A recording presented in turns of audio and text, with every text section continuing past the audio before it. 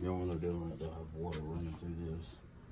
You listen to me? Yeah. They'll have water running through it, and they'll give the kids some dirt that might have gems in it, and they'll sit there and it'll have like a few in there. They get excited.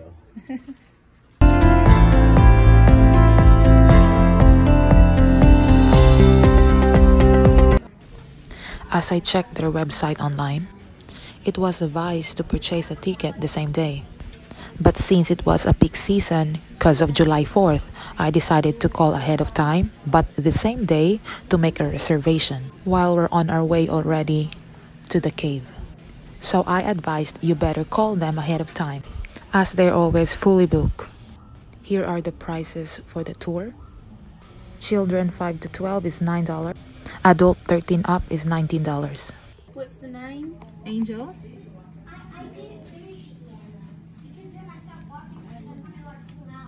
Those blue tickets is what you're going to give the tour guide. They're going to meet you in front of the cave at 4 o'clock. Exact 4. Mm-hmm. Exactly at 4, right out there in front. Thank you. You're welcome.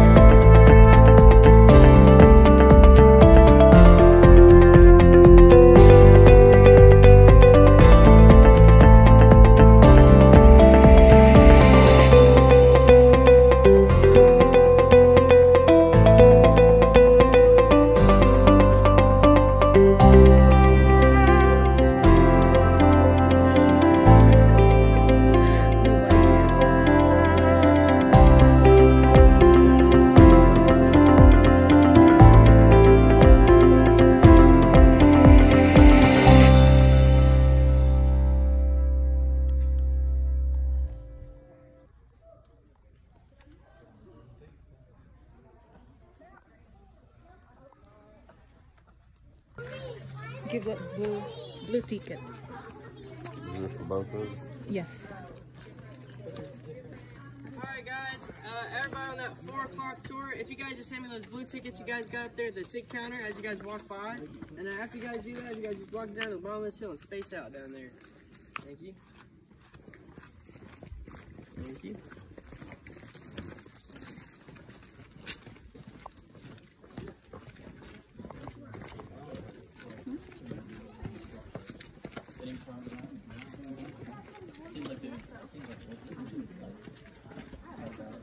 Very cool. I like it.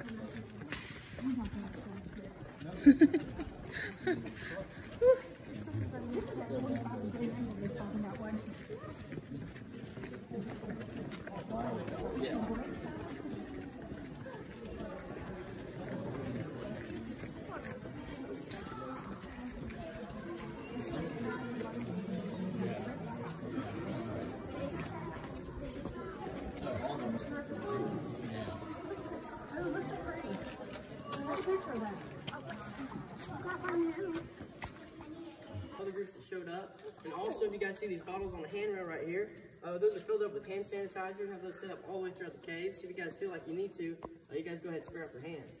Now other than that, if you guys just keep that 6-foot distance between me and you, just because if you guys get close I have to pull up my mask and it kind of gets harder to talk. And then just stay on this concrete pathway right here all the way throughout the cave. Any of the rocks or formations close to the pathway, just don't touch those. But now other than that, I think we should be good. You guys ready to get started? Yes. Alright. So, if you guys look behind you right here, this is one of the world's largest natural cave openings. It's about 128 feet wide and 25 feet tall from that concrete pad up there. Now, the cave was bought in 1952 by Mr. J. Gurley for about $4,100. And he built his own tour pathway through the cave. Not as nice as this concrete pathway you guys see right here. It's more of a dirt pathway. You guys go see bits and pieces of that as we walk throughout the cave. Now, Mr. Gurley himself actually ended up not making enough money, so he actually had to sell it to a group of guys from Scottsboro, Alabama. Now, they did the same tours throughout the cave, but they also had bluegrass concerts in the front of the cave every Friday night. And just the acoustics in the cave make it sound really, really good. And now, those guys from Scottsboro, Alabama also didn't have much luck, so they actually put the cave up in an auction around 1990, and they sold it to the state, and that's when the state bought it, and they put it on this concrete pathway for about 10 years, and opened up around 2000, 2001. And now, some of the more interesting things they've done, around 1988, students from Jacksonville State University and the University of Alabama were tied.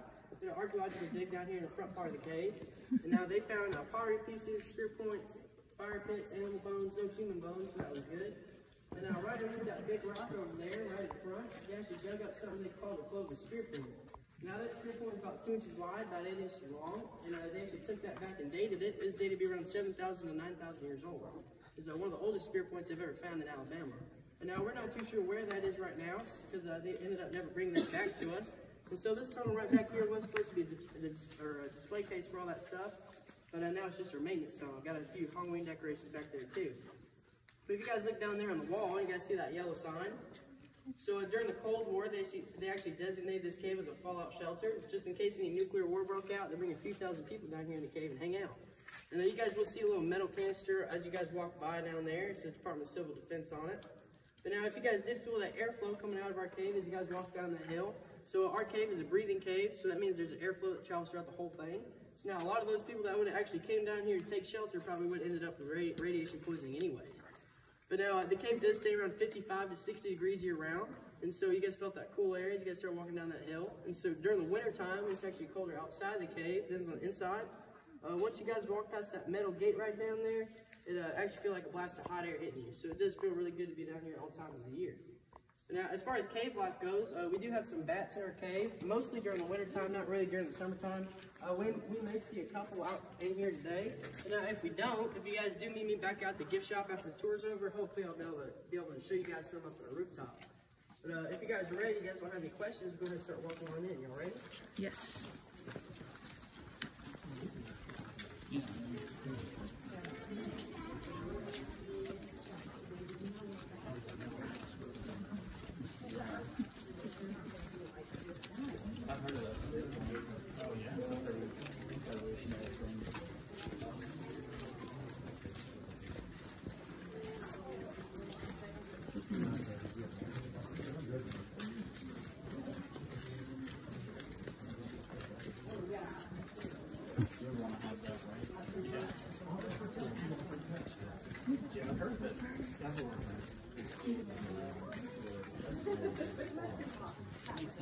Yeah, I mean, it's just a natural, especially that it's a natural airflow. Yeah. You wouldn't just like suffocate. Right, right.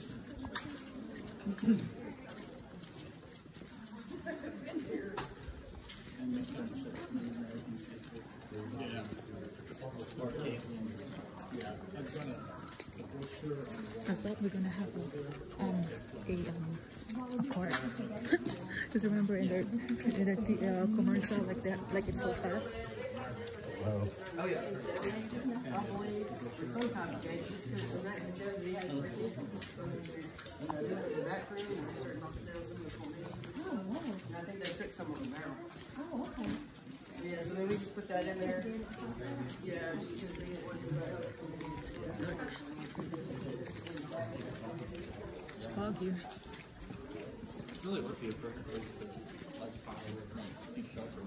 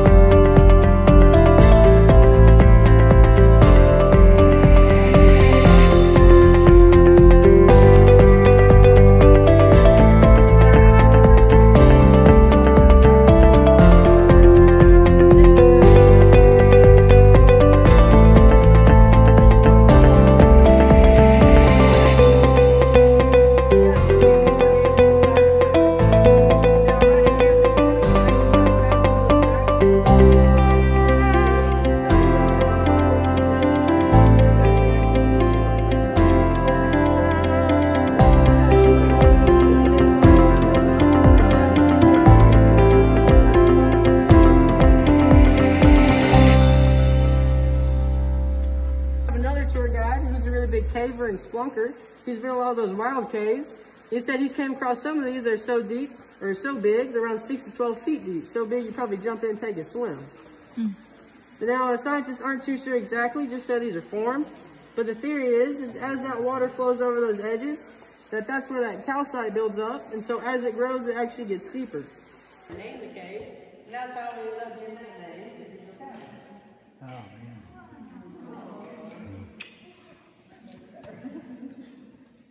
Now, this right here is what we call stalagmite forest. Now, there's actually 2 stalagmite forests in the whole cave, except that second one's going at 25 way, so we won't be able to get to it. Now, that second one is actually 2 times bigger than this one right here, and has 8 of them big columns in it. But before we get too far ahead, I do want you guys to look back up here in the ceiling, because I do have there's that flashlight to show you guys at the halfway. Now that one right there is probably the easiest one to see just because it's right up against that rock real close too. Now also in this part of the cave, you do have a couple more cave animals. So you guys look right there behind you. You guys see we have a cave alligator. So now that cave alligator is actually sitting on the back of a cave rhino. You guys see us? This is so cool.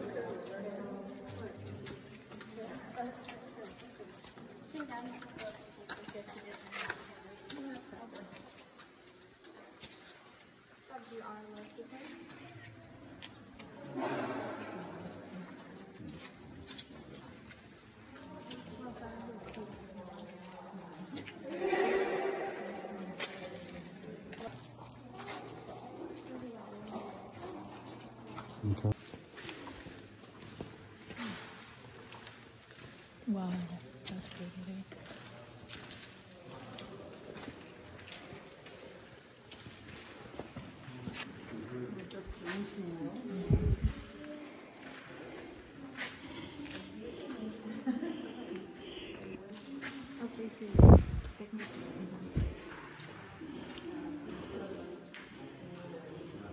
Okay.